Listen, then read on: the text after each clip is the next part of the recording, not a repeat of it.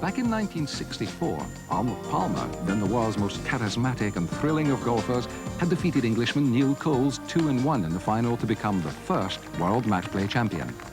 Palmer's victory was fitting, being golf's accepted superstar, and his presence ensured the championship's prestige and importance.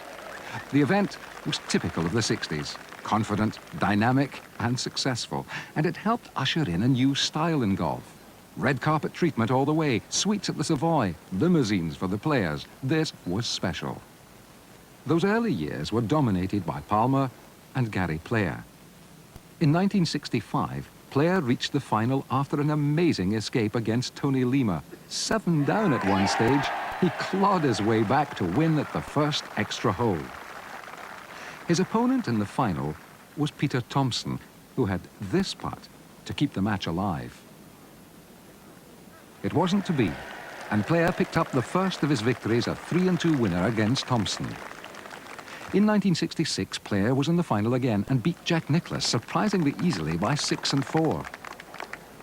1967 saw Palmer back in the finals. This is his fairway shot at the 13th.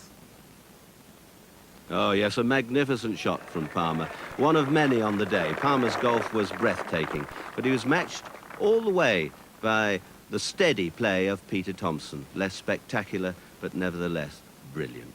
Here at the 17th, Palmer had this putt for victory.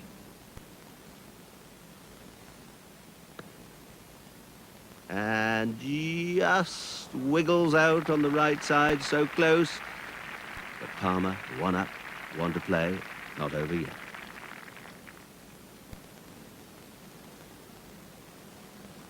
But Palmer's victory wasn't long in coming, as moments later, on the 18th, Thomson's courageous struggle came to an end as he conceded defeat. And so victory for the second time goes to Arnold Palmer. A memorable victory because the golf was of a very high quality from both players. Memorable, but sad, as it proved to be his last. But he had shown himself to be one of the world's finest match play golfers. 68 was Gary Player's 3rd success. Here he is, pitching up to the 18th in his final against Bob Charles. Player 1 up and 1 to play. A funny little stabbing chip running up this final green. Well, he'd like to have got it a bit closer, but this trusty old putter, will it work yet again? Just right of centre it must be, and he didn't hit it hard enough, and that's very uncharacteristic. A very uncharacteristic shot from Player. Now Bob Charles. One of the greatest of putters needs this for a birdie 4 to stay alive. And he's overdone it. So, Gary Player wins once again, beating Bob Charles 1 up.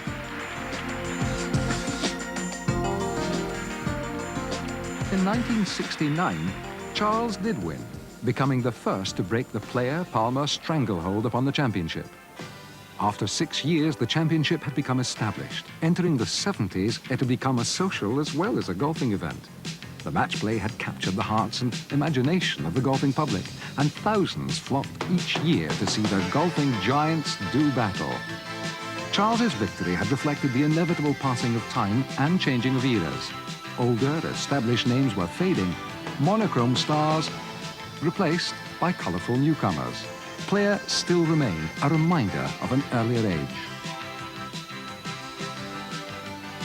But the new names who were preparing to dominate the 70s were just as eager, just as competitive, and above all, just as determined to win.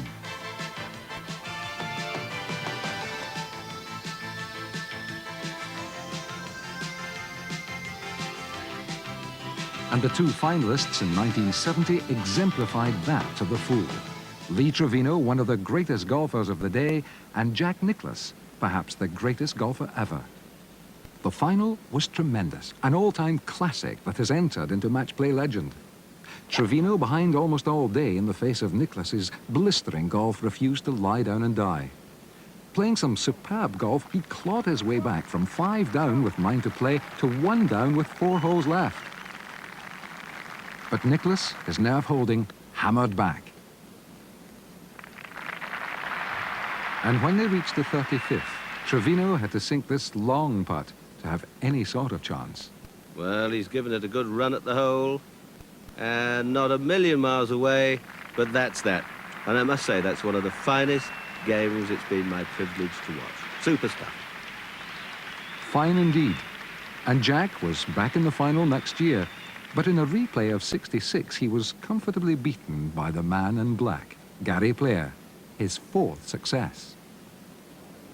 1972 saw the crowd's patriotic hopes take an upturn when two of Britain's representatives appeared in the semi-finals. Expectation ran high. Peter Oosterhuis struggled bravely, but found those expectations too much to bear and never really got into his match. But for Tony Jacklin, Britain's other performer, fate was cruel. The result, a tragedy. Despite a staggering 9 under par 63 in the afternoon round, he almost unbelievably lost at the 36th hole, a heart-rending defeat. His conqueror? The master magician himself, Lee Trevino, who magnificently maintained his poise in the face of Jacklin's explosive charge and scored 2 67s, a memorable 10 under par for the day. It was heady, brilliant golf. But not surprisingly, Trevino suffered a reaction and couldn't reproduce such genius the next day in the final. And it was Oosterhuis's victor, the tall American Tom Weiskopf, who took the title. Playing steady, solid golf, he was a comfortable winner by 4 and 3.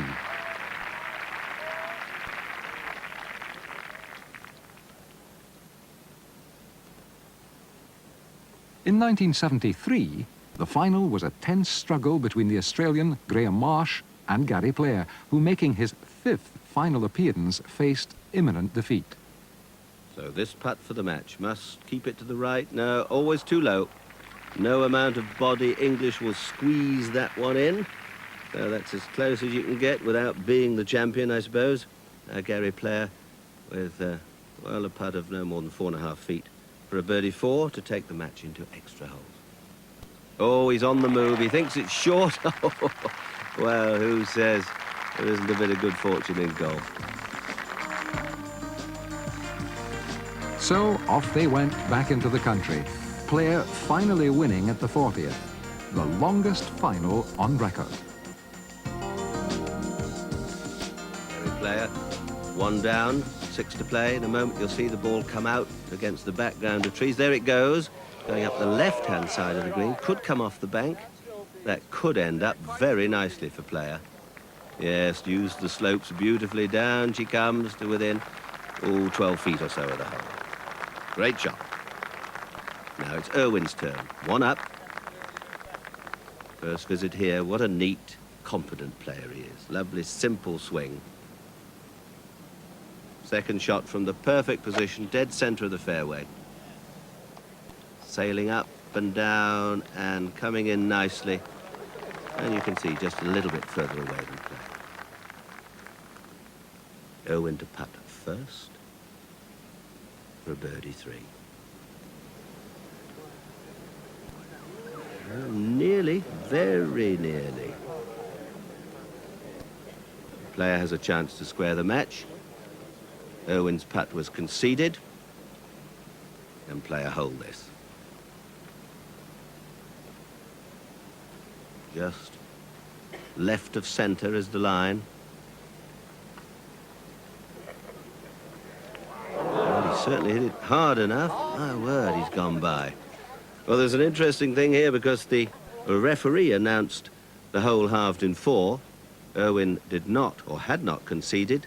Player steps up to hold this for a half. And, a nervy, twitchy one, and that really was a turn-up for the book for Hale Irwin. Player 2 down with 5 to play. And that'll test even Player's great powers of recovery. And so it proves. And by the 17th, Player needs this putt to stay alive. No, just wanders offline. Player concedes, and he loses. But well done, Hale Irwin. Well done indeed.